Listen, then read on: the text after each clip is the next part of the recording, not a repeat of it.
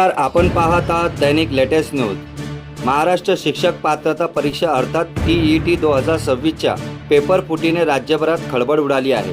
परीक्षा होण्याच्या अवघ्या 24 तास आधी प्रश्नपत्रिका फुटल्याचा धक्कादायक प्रकार समोर आला असून भिवंडी पोलिसांनी या प्रकरणात कारवाई करत पेपर फुटीचा रॅकेट पर्दाफाश केला आहे। या पार्श्वभूमीवर अखिल महाराष्ट्र उर्दू शिक्षक संघटनेच्या राज्याध्यक्ष मोहम्मद हनीफ यांनी दोषीवर कठोर कारवाई करा, SIT चौकशी आणि सेवेत असलेल्या शिक्षकांसाठी स्वतंत्र वर्किंग TET परीक्षेची मागणी केली आहे।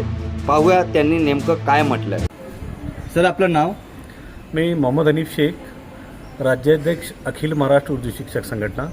TET पेपर फुटीबद्दल आपलं काय मत आहे? हे जे आज रोजी जे भिवंडी ठाणे जिल्ह्यात जे प्रकार घडलेला आहे की महाटेट महाराष्ट्र शासनातर्फे घेण्यात येणारी परीक्षा भावी शिक्षक आणि सेवेतील शिक्षकांना उद्या परीक्षा देण्याची होती।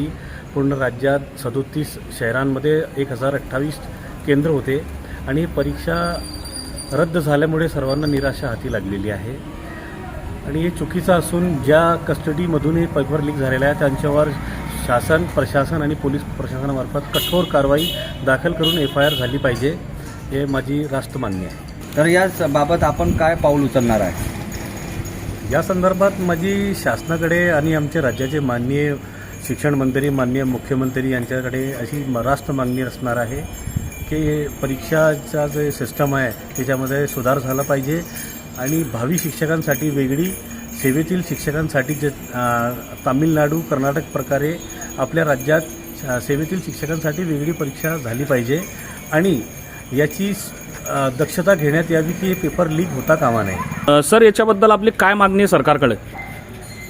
या संदर्भात माझी शासनाकडे मागणी असणार आहे की आमचे राज्याचे जे शिक्षण मंत्री आहे दादारावजी भुसे आणि मुख्यमंत्री देवेंद्रजी फडणवीस या प्रकरणात सखोल चौकशी झाली पाहिजे आणि दोषी जे आहे ज्यांच्या कस्टडीमधून जे पेपर लीक झालेले आहे त्यांच्यावर सखोल चौकशी करून गुन्हे दाखल करून कारवाई झाली पाहिजे।